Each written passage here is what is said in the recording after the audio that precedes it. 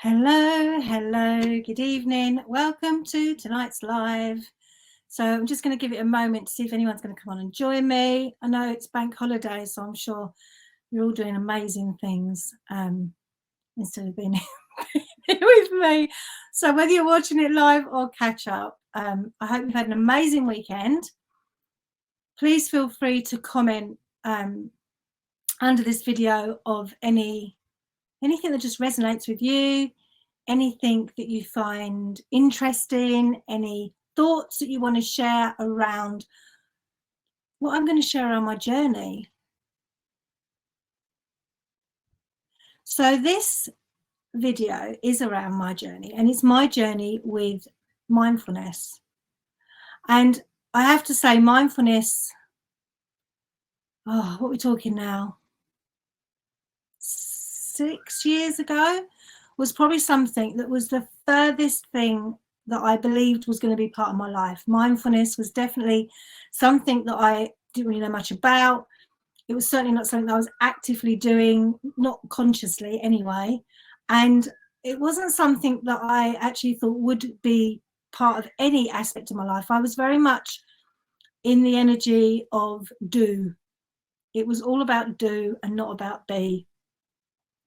So I know that when I look back now, I kind of look back in shock at the journey I've been on with mindfulness, because it's been immense. Now, when I was, before I did this, I was a secondary school teacher, and definitely in that bubble, I was not mindful at all. I'm sure many of you have been in jobs or know people that are in professions where the culture is very much about being stressed. And unless you're stressed, you're not doing your job properly. There's this culture that many of us are involved in that is really about the fact that we need to be seen to be doing. And actually, if you're wandering around looking pretty cool, calm and collected, then there's a slight concern with peers and colleagues are like, are you actually doing what you're supposed to be doing? And I know I felt that. Now, my feelings are my feelings, and I take complete ownership of that. But that's how I felt. I felt that if I was in the staff room and everyone was really stressed out and I wasn't, then maybe I wasn't doing my job properly. That there was this culture of deadlines and dates and data and information, and everything was set to a time. You know, a school day is very much about, you know, these time frames and lesson frames, and then you had lesson plans and schemes of work and staff meetings, and everything run to a time and a date. Everything had a deadline. So I was kind of, I was in that culture for like 15, 20 years of being on the edge and just being in a situation of doing all the time. And I think most of my life at that point I spent planning the next bit.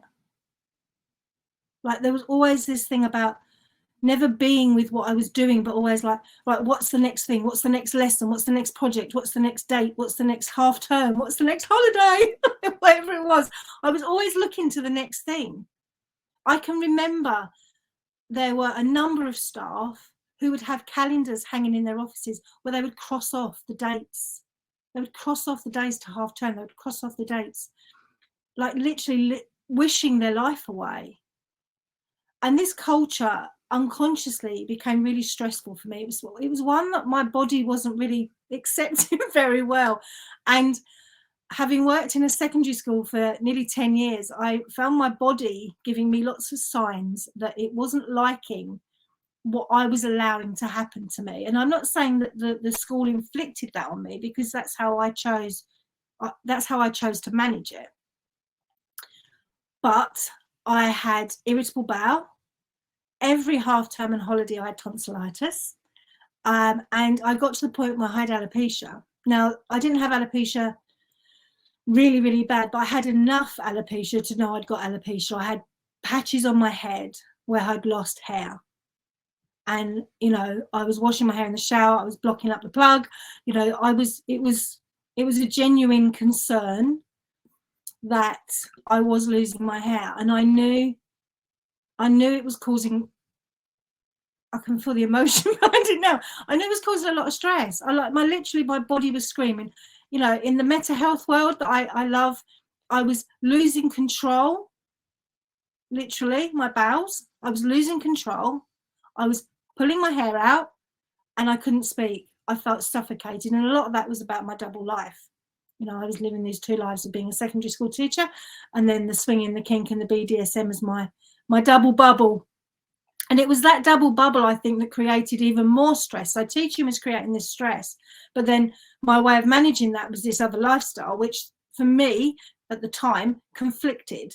So I was in this whole stress phase that I completely put myself in. And having made the decision to leave teaching, I knew that I needed to do something to get my health back. And mindfulness was something that came up for me as a curious thing to explore, to see that whether that would help. And I did a little bit of research and I realized that I had definitely not particularly consciously been doing this in most areas of my life, although there was one area which I will share with you later where I suddenly realized I was. But I generally felt like I'd spent my life doing. I was always consciously worrying about the next thing, never really being present with my life. Does anyone else feel like that? Like you've had times of your life where you look back and it's just this numb space. You were just doing life. You were just existing. Does anyone else resonate with that? When I look back on my teaching years, I just worked. I don't remember particularly, I know I did other stuff, but like my focus and my real memories are just doing. Everything was doing. So I decided to go on some mindfulness courses. I found an amazing mindfulness teacher called Paula Pluck, who runs Smart Foundations, and I did every course that she offered, some of them twice. And I became a mindfulness coach for workplaces, a mindfulness coach for children, a mindfulness coach for well-being and health. Like anything I could study around mindfulness was, I was on it. I was all over it.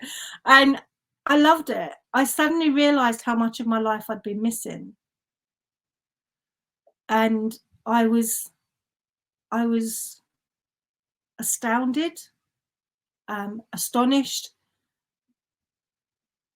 blown away by how simple mindfulness is when you actually master it and are aware of its benefits.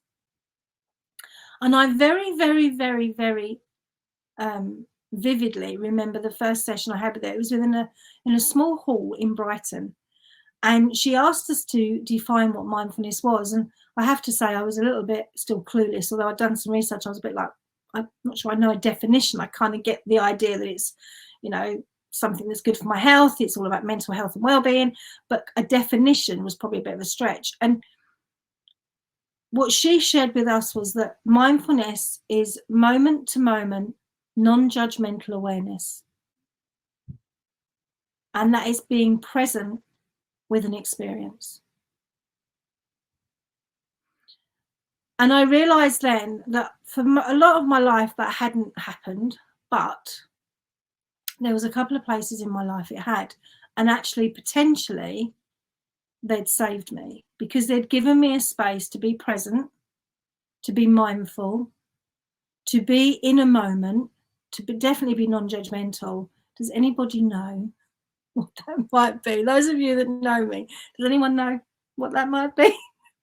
I know I've talked about this before. Does anyone have any ideas? What part of my life that you know about could have been mindful, could have been about moment to moment, non-judgmental awareness, being 100% present, where my mind could be nowhere else but in that moment? So someone's put swinging. So even, I would say even more present than that. Okay, sex. Are we always present in sex? That was probably one of my revelations and something I'm still working on, that I'm not always present in sex. I'm not always present in intimacy. We kind of end up, our minds wander. So the one part of my life that I realized, you're getting closer. The one part of my life, and I'm aware this is not part of everyone's life, and it's been a huge part of mine, it was BDSM. It was when I was being tied up and spanked, and I was in a place of submission and being dominated, because my mind and my body could be nowhere else. I had to be present. For boundaries and consent, I had to be present. My body had to be present. I needed to be fully in that moment. So for me, submission, bondage, domination, however you want to frame that, was my mindfulness. I couldn't be anywhere else. I had no option. I had to be present. So a lot of times in sex and swinging, and like we can wander, our minds can wander, but when you're in something so vulnerable and something where consent and boundaries are, I mean, consent and boundaries are paramount in everything, but there's that, it's a different level. That I was so connected to being in the moment, being present, definitely non-judgmental awareness of myself and my partner. And I'd realized that actually I had been mindful in those moments, and that mindfulness had played a part in my life, but it wasn't threaded through my life. And I realized that that's what I wanted. And as I understood more and more about mindfulness, my health completely changed, along with some other energy modalities and things I was using as well. But my health, I would say, was predominantly the mindfulness. It was about allowing my stress to not be my stress. My stress became my strength. I managed it in a different way. And I became more present with life. I drove, those last few months of teaching, I drove to work and saw things I'd never seen before on my journey that I'd done for 10 years, twice a day. I saw buildings I'd never seen. I saw road signs, worryingly, I'd never seen. I saw so many different things. And I actually remember when I qualified for Workspace, I did a session at the school, and there was about, I say 15, 20 staff turned up to this mindfulness session that I was hosting. And I said to the staff that had all come from the staff room, wasn't that amazing what you walked through on the way over? And they were like, what? You know, what you walked through and past on the way here? And they were like, what do you mean? And these 20 staff had walked through a whole car park full of pink blossom, and not one of them had seen it. Not one. And they all went to the window and they were like, oh, oh. And I kind of, the session was done really. I kind of made my point, but it was just like, we just don't see stuff. We just are not present with our life and our experiences. So mindfulness from that point really became a daily practice for me. And it's not something that's easy. It's not something that, you know, we do consciously all the time. But I certainly make some time in my day for some really simple practices, whether that's sitting with a cup of tea and being really present with all of my senses, or whether that's going for a walk. So do any of you here, I know there's a couple of you on, what is it you would consider that you do in your daily life that supports you in mindfulness? Do you have any mindfulness practices or things that you do, like walking in nature, that you consider to be mindful, to be something where you are in non-judgmental awareness and present in the moment? So taking time out just to be, yeah. But sometimes that's quite difficult to just be. Sometimes we need a kind of an activity to be with. Sometimes it's about finding a moment to be with something that you can then be with yourself. So walking can be mindful. Mindfulness is very much about sensory connection. So it's very much about us tapping into our senses. So how we can explore different parts of our day by just being present. So sitting, having a meal and being really present. Meditating is definitely one. Being present with a meal and not having the telly on, or, you know, those distractions, but being present, you know, not letting your mind wander to tomorrow, or have you done the washing, or did you put the cat out, or like whatever it might be, but just to be present with that. So a meal, a cup of tea, whatever drink, nature, you know, something that you can really be present with. And sex and intimacy is one that if we're really honest, the majority of us really find difficult to be mindful in. And I would say that was definitely me until I discovered Tantra. Tantra's kind of brought me home to really understanding how important mindfulness and being present with myself as well as the person I may or may not be with. So certainly in self-pleasure, to be really mindful with my body, to be really present with my experience, to be really present with my senses, and to stimulate my senses, whether that's lighting incense sticks, whether that's candles, whether that's wearing some nice lingerie or laying on a nice silk sheet, or like whatever it is, to be really mindful and to celebrate the senses in an experience. And I think that's another way we can often think about mindfulness, is it's the difference between it being a process, which life often can be, to an experience. You know, having our breakfast, having a cup of tea, doing those things in the morning can be a process rather than an experience. And Tantra very much talks about life being an experience and not a process, and intimacy being an experience and not a process. And if we're really honest with ourselves, a lot of us connect with intimacy in a process. We have a goal, we have a destination, we have a process. Quite often we may even have a kind of unconscious, unsaid script with a partner. We become, intimacy becomes a set of habits. And actually, if we're really mindful and we're really honest, some of that is not mindful. We're not present because we've done it. Like, it's the same thing. It's the same as that day when you, weird analogy, but we're going to roll with it. It's, have any of you ever done that? You've driven somewhere and you don't know quite how you've got there. You know, you've kind of landed at Sainsbury's or at work, or driven somewhere on autopilot, even gone to go somewhere else, but automatically gone to work. You know, you were going to visit your brother, but you've ended up at work or something. Like, that autopilot. Sex also works on autopilot sometimes, even though we may not admit it. I do this, they do that, blah blah blah. Even self-pleasure, we have a habit, we have a wiring for how it's going to unfold, and often not present with it, not mindful with it, which means we're therefore not honouring our bodies, we're not honouring our partners, we're not honouring the experience, and we're certainly not being mindful. So yes, it is important to listen to our bodies, our needs and our desires, and be mindful and present with that. Mindfulness runs now through, I'm really emotional tonight. Mindfulness runs through my life, and I think in a way it did save me. You know, stress can be a killer. Stress creates dis-ease in our body. And if I'd have not woken up to the fact that my body was screaming at me in my irritable bowel and my alopecia and my tonsillitis and colds and coughs and everything else, if I hadn't woken up to that, how much would I have put my body under before it had given way? And we don't realise that mindfulness, just done a few times a day, a few small activities, can make such a difference.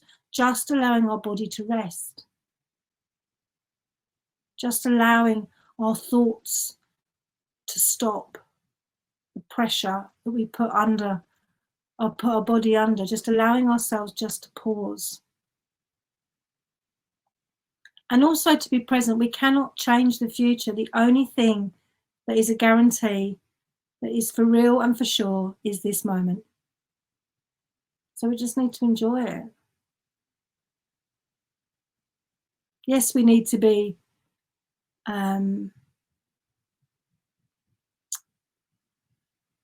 mindful and thoughtful of our life and our daily needs.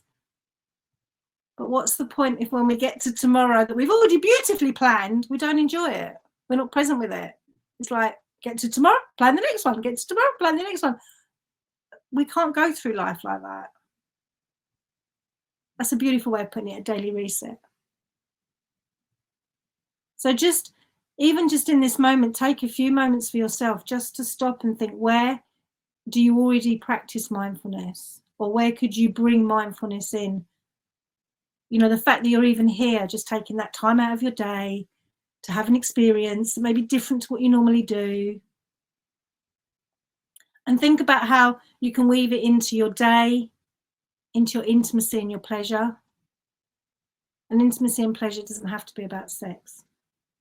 Intimacy and pleasure can be getting your feet out in the grass or laying in the sunshine. Something that makes your body feel good. And be with it. Be present with the experience. So mindfulness definitely saved me from becoming very poorly. It also gave me the wake-up call to change my life, which I did, and gave me the strength and the courage to journey with other modalities like Reiki, the energy alignment method, Tantra. You know, it allowed me to step back and go, what do I actually want? Not just in this moment today, but what do I want in my life? I don't have to be doing life. I can be life.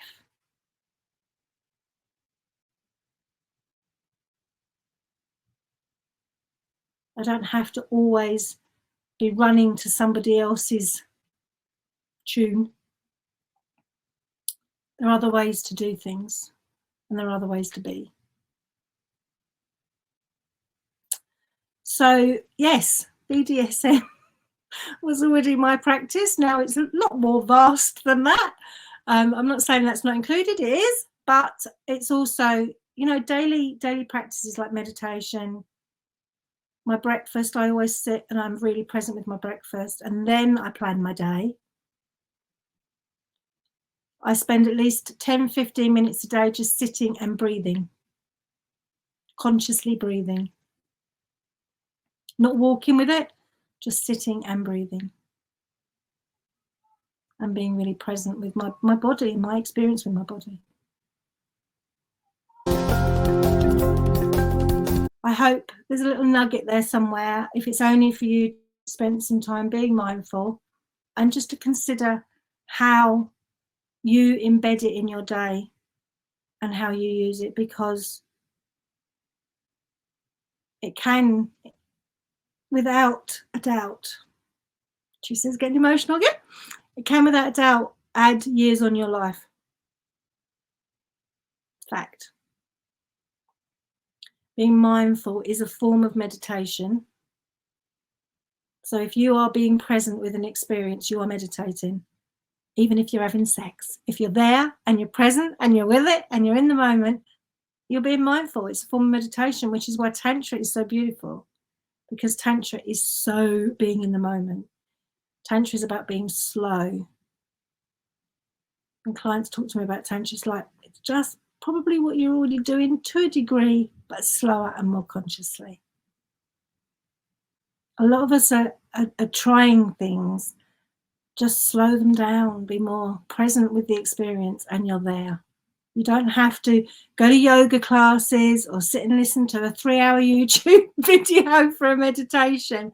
Just go and make yourself a cup of tea, turn the telly off and just sit with your cup of tea and think about your cup of tea. Think about the journey of all the aspects of your cup of tea. Who made that cup? Where's that tea bag come from? Like, just be with the experience, be with the heat of your cup, be with the taste in your mouth, be with the smell, be with all of the senses. And you're adding quality time onto your life because you're allowing your body to slow down and be present.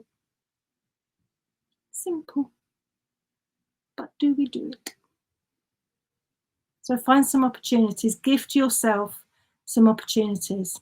And the more you practice in everyday life, and this I can, with my hands on my heart, tell you this, the more you practice with the simple things in everyday life, like drinking tea, going for work, the more you are present with everyday life, the more you can show up and be present in intimacy and pleasure, alone or with someone else, because it's a transferable skill. And when it becomes a habit, it becomes a good habit, in that you're mindful in pretty much all areas of your life. Like, I'm really aware now. Like, I can feel that I'm sitting cross-legged and I can really start to feel the pressure in my legs. Whereas before, I'd be like, after I'd be like, "Oh, that's really uncomfortable." I can actually feel it now because I've now taught my body and my mind and my soul to just be present with my experiences. My legs are hurting.